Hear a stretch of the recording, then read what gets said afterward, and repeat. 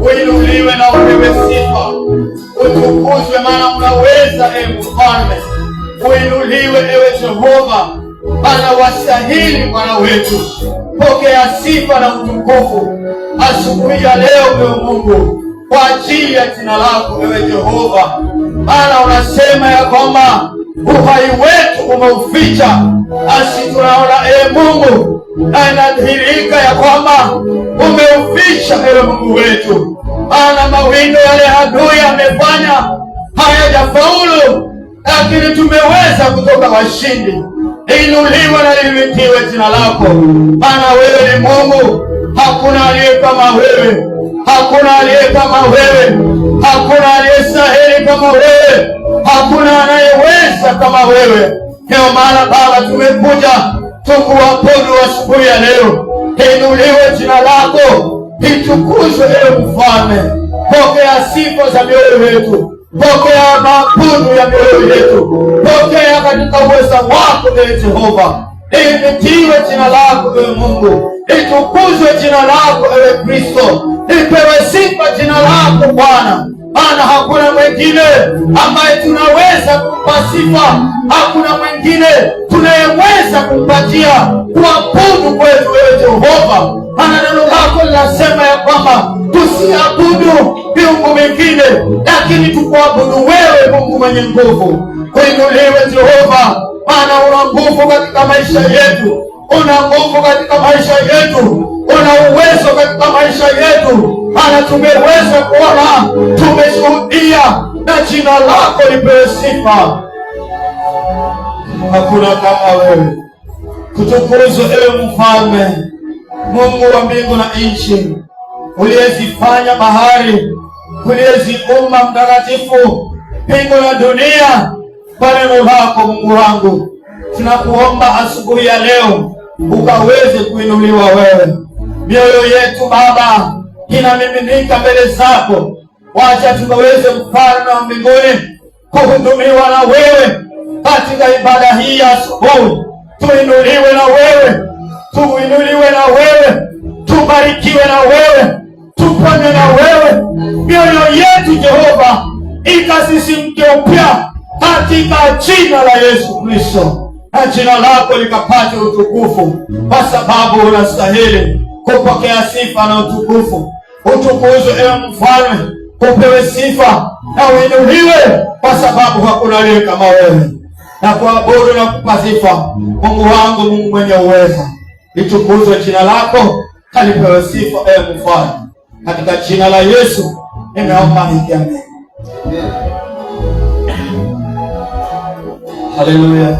Mungu awabariki sana praise and worship kwa wakati huu. Barikiwe sana.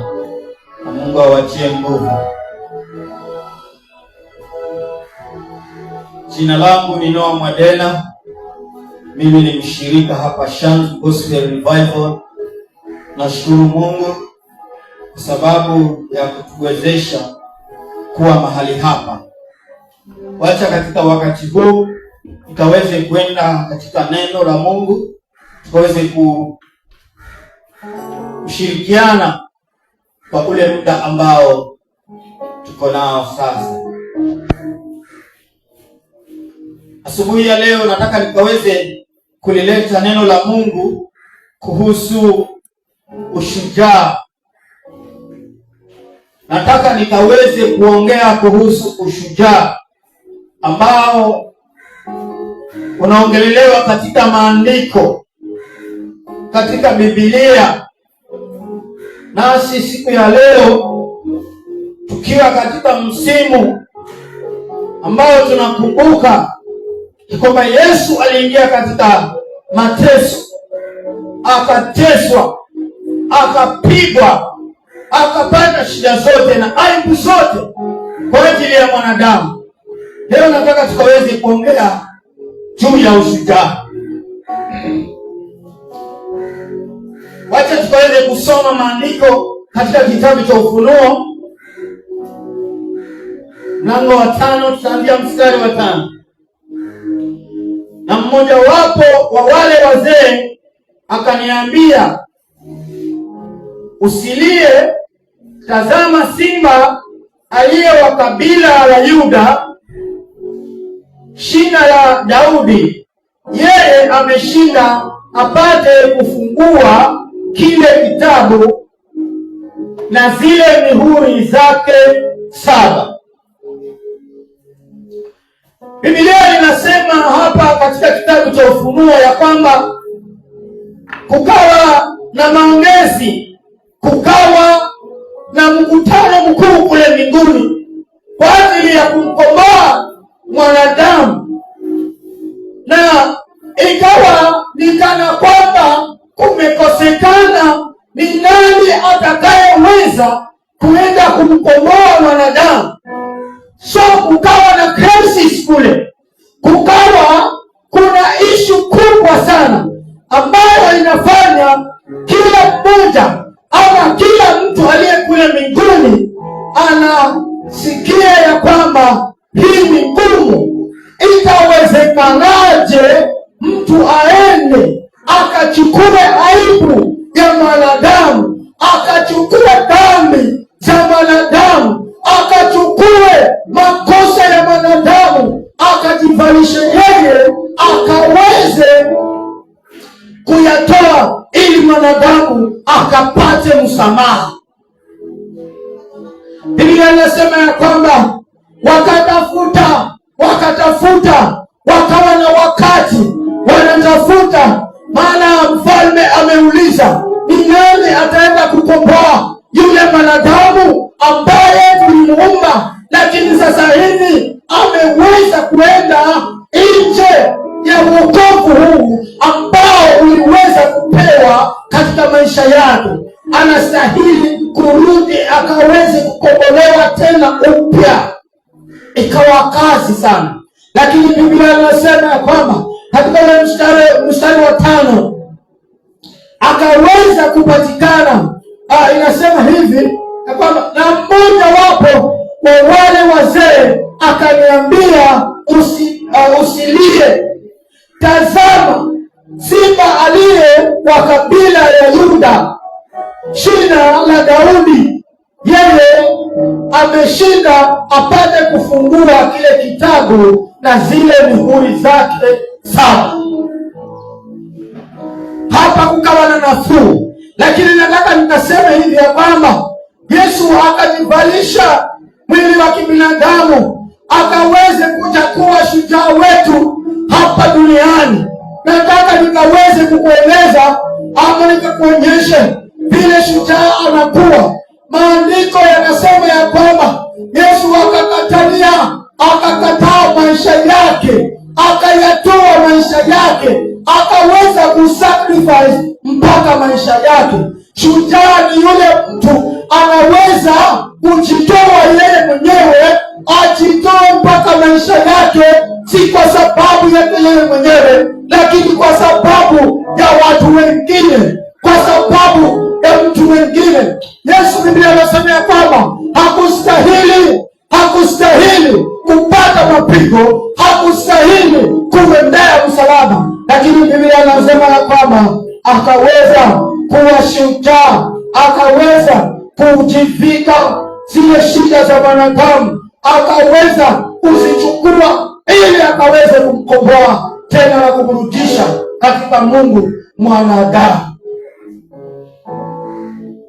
Biblia inasema kwamba akaniambia mmoja wao alikuwepo, ako mahali amekaa, lakini sasa akajitoa, akasema mimi nitaenda ili nikaweze kumkomboa mwanadamu, nitaenda ili nikachukue dhambi za mwanadamu. Asubuhi ya leo Biblia inasema ya kwamba Yesu akaja duniani. Yesu akatoka alipokuwa, akaja duniani, akachukua aibu ili wewe usipate aibu, akachukua aibu ili usikuweko na aibu tena Mkristo, ili ukaweze kuishi bila aibu. Akachukua mzigo wa dhambi ili msamaha ukaweze kuweko tena.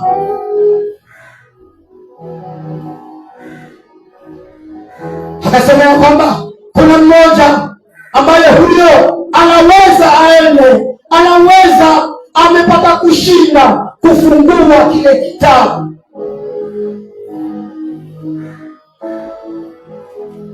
Wacha tuweze kuangalia maandiko katika kitabu cha Yohana Mtakatifu. Yohana Mtakatifu mlango ni ule wa 19,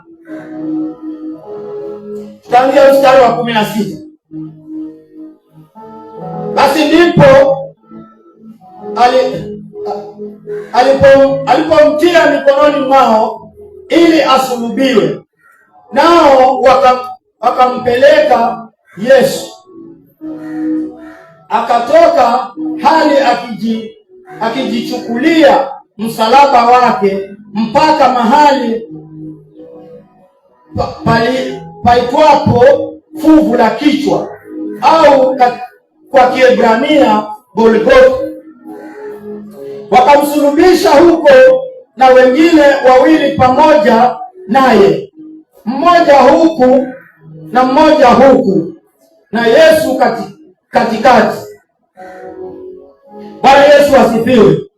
Biblia inasema ya kwamba wakati huo alipozaliwa Yesu, akaja kwa ajili ya kumkomboa mwanadamu, akaja ili akaweze kupata kumdhihirisha ushujaa, akaja akaweze kumkomboa mwanadamu kwa njia ya kishujaa sana. Biblia inasema ya kwamba akatiwa mikononi mwa mamlaka yaliyokuwa wakati huo.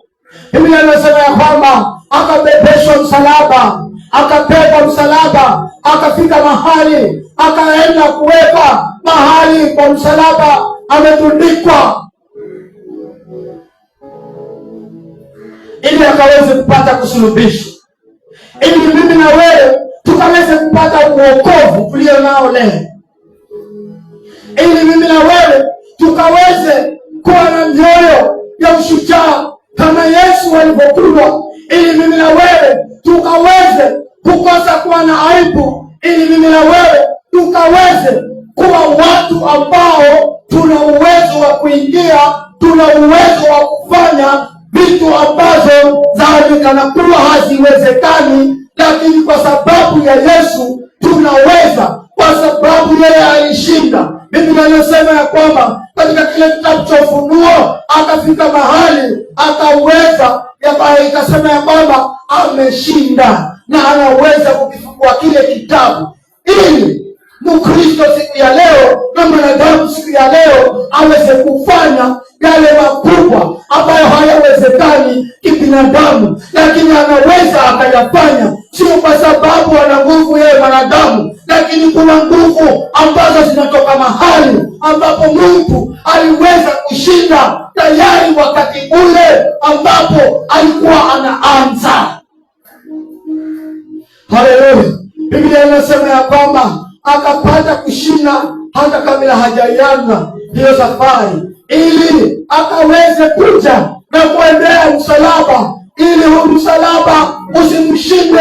Akaupepeshwa msalaba, akafika mahali ikawa gumu, lakini akaweza kushinda hata pamoja na ugumu, lakini ikafika mahali akasema haya maneno yamekwisha. Biblia inasema katika kitabu cha Joshua ya kwamba malaika akamwendea Joshua Gideoni, akamwambia ya kwamba wewe mtu wa Mungu samahani, akasema ya kwamba ushujaa wewe. Kwa sababu gani? Kwa sababu Yesu alishakwisha kushinda. Kwa hivyo hata generation zinazokuja ziko na uwezo, ziko na haki ya kushinda tayari, kwa sababu Yesu aliweza kushinda. Lakini changamoto inakuja pale alipoambiwa ya kwamba katika kitabu cha Yoshua mlango wa kwanza mstari ule wa 6 na wa 7, Biblia inasema ya kwamba akaambiwa ya kwamba ushujaa wewe, una uwezo wa kushinda, una moyo mkuu na uwe hivyo, maana malaika amekwambia hivyo. Lakini akapewa pale instructions ya kwamba asiende kulia, asiende kushoto, lakini akasimame na zile sheria Musa aliweza kumpatia. Huyo ni Yoshua, akaambiwa maneno hayo. Nataka kusema hivi ya kwamba mtu ambaye ni shujaa ni mtu ambaye hajipiganii yeye mwenyewe. Biblia inasema ya kwamba Yesu akajitokeza, kila mtu akashangaa, kila mtu akaona hii haiwezekani, lakini ikafika mahali ikawezekana.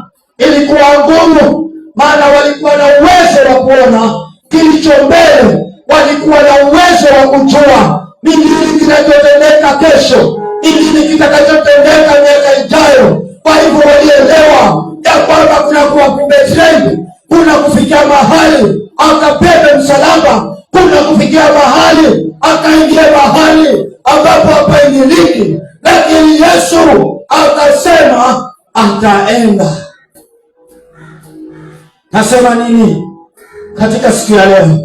Nasema hivi ya kwamba Wakristo tumeitwa kuwa mashujaa kama vile Yesu alivyoweza kuwa shujaa. Maana tunaitwa Wakristo kwa sababu ya Kristo. Kwa hivyo twastahili tukaweze kuwa watu ambao wana ushujaa, watu ambao ni mashujaa. Na nikasema ya kwamba mtu ambaye ni shujaa hajipiganii mwenyewe. Mtu ambaye ana ushujaa hawezi kujitafutia yeye mwenyewe, lakini anapigania kwa sababu ya watu wengine. Anasimama, anaweza ajitoe hata maisha yake kwa ajili ya watu wengine. Kwa sababu gani? Kwa sababu wakati Yesu alipojitoa alionyesha mfano kwetu, alionyesha mfano mkubwa kwetu, nasi tunafuata. Sisi tukiwa Wakristo twamfuata Kristo. Kwa hivyo asubuhi ya leo nasema hivi ya kwamba Wakristo tukaweze kuwa watu ambao tunajitoa, twapigania wengine wala sio kujipigania wenyewe. Twaweza kufanya mambo mengi ambayo ni makubwa, ni magumu. Kwa sababu gani? Kwa sababu zile ambazo ni sheria tumezifuata. Yoshua akaambiwa ya kwamba ushujaa wewe, lakini Yoshua hakuwa amejiona kuwa shujaa. Asubuhi ya leo kuna watu wanajiona hawana ule ushujaa, wanaona ya kwamba mimi ni mwenye dhambi, wanaona ya kwamba mimi ni mtu ambaye sifai, wanaona ya kwamba mimi ni mtu ambaye ni wa huko nyuma. Lakini nakwambia asubuhi ya leo ya kwamba wewe si wa nyuma, wewe si mtu ambaye si shujaa, wewe ni shujaa, wewe ni mtu ambaye una nguvu. Ni vile hauzioni, lakini wewe ni mtu ambaye una uwezo mkubwa. Yesu akaambia maneno hayo na akaambia, sasa tayari vitani, ili ukaweze kupigana na ukaweze kushinda. Maana ushindi huko.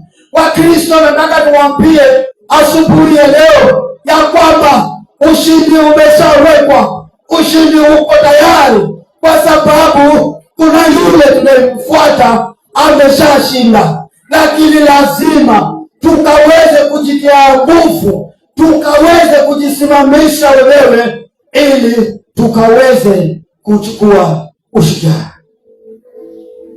Kitu kimoja nimejua na shujaa, shujaa hatiwi moyo. Shujaa anajitia moyo mwenyewe. Biblia, Daudi anasema ya kwamba ikafika mahali, kitabu cha Samueli, ikafika mahali ya kwamba anaenda vitani, akaenda akaweze kujitayarisha ili akaweze kwenda vitani. Lakini alipoondoka mjini pale, huku maadui wakaja wakapiga na wakachukua mateka. Biblia anasema ya kwamba akajitia nguvu katika Bwana. Shujaa hatiwi nguvu na mtu. Mkristo, nataka nikwambie, usingoje mtu aje kutie nguvu, ni ujitie nguvu katika Mungu wako. Ni ujitie nguvu mwenyewe, ni ujisimamishe mwenyewe, maana wewe ni shujaa, na hakuna shujaa ambaye anatiwa moyo wala kutiwa nguvu. Shujaa ni yule ambaye anajitia nguvu. Daudi anasema ya kwamba akajitia nguvu katika Bwana, akafikia mahali akaomba kwa Bwana baada ya kujitia nguvu. Maana watu walilia sana, watu walikuwa wamelia, hata yeye na Shuku alilia, lakini akaona hapana, kwa sababu mimi ni shujaa. Akafika mahali akajitia nguvu, akajitia nguvu. Haleluya! Akajitia nguvu, akafika mahali akajitia nguvu. Wacha nikwambie Mkristo wa siku hii ya leo, usingoje mtu aje akutie nguvu, usingoje mtu aje akutie moyo, kwa sababu wewe ni shujaa. Usingoje. Yesu akaubeba msalaba. Wanafunzi wako wapi basi wamsaidie Yesu, ndio angalau wamtie moyo? Hawako, kwa sababu yeye ni shujaa. Akaubeba msalaba, akafika Golgotha, akafika mahali ambapo angesulubishwa. Wako wapi wanafunzi wamtie moyo? Hawako. Nasema nini?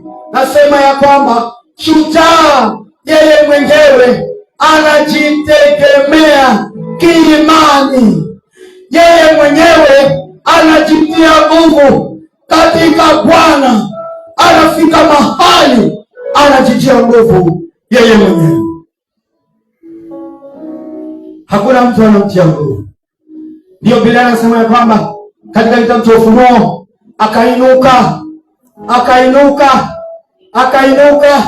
na wale wazee wakaona ya kwamba, na wakachua huyu tayari ameshinda, ameonyesha ushujaa ya kwamba anaenda kukifungua hicho kitabu. Kuna mambo makubwa na magumu moyo wako unatamani kuyafanya, moyo wako unatamani kuyafikia, lakini huwezi kuyafikia. Ukifika mahali unapata uchumbe ama unaona hapa mimi siwezi. Nataka nikwambie ya kwamba usingoje mtu akutie nguvu. Jitie nguvu wewe mwenyewe, jitie nguvu wewe mwenyewe kama Mkristo, ufike mahali ukaweze kuendelea mbele. Msalaba sio rahisi, lakini Yesu akajitia nguvu. Na ngoja nikwambie Mkristo, wakati unajitia nguvu, wakati unakuja moyoni mwako unajitia nguvu, ndio watu wanakuja sasa, wanaungana na wewe, wanakutia moyo sasa, baada ya wewe kujitia nguvu. Biblia inasema kwamba Daudi alipojitia nguvu, akaomba kwa Mungu, akahakikishiwa ya kwamba una uwezo wa kuwafuata maadui na kuwapata.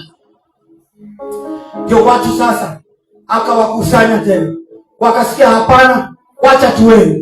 Watu shujaa hawamtii nguvu wakati ule ameshuka, lakini shujaa anajitia nguvu yeye mwenyewe, halafu watu wengine wanakuja kumtia moyo. Angalia Biblia linasema ya kwamba Yesu alipokuwa akiomba, akafikia mahali ya kwamba ameomba, akaona hii ni ngumu, akamsihi Bwana, Mungu Baba yangu, kikombe hiki. Lakini pale chini inaandika ya kwamba mapenzi yako yakaweza kutendeka, isiwe mapenzi yao. Akajitia nguvu. Alipojitia nguvu, walionekana akina Musa, akina Elia wakaonekana, wakaja pale kumtia nguvu tena, wakamwambia imefika wakati, imefika wakati. Wakamtia nguvu. Kwa sababu gani? Yeye mwenyewe alijitia nguvu. Wacha nikamalize nikisema hivi ya kwamba shujaa ni yule anayejitia nguvu mwenyewe.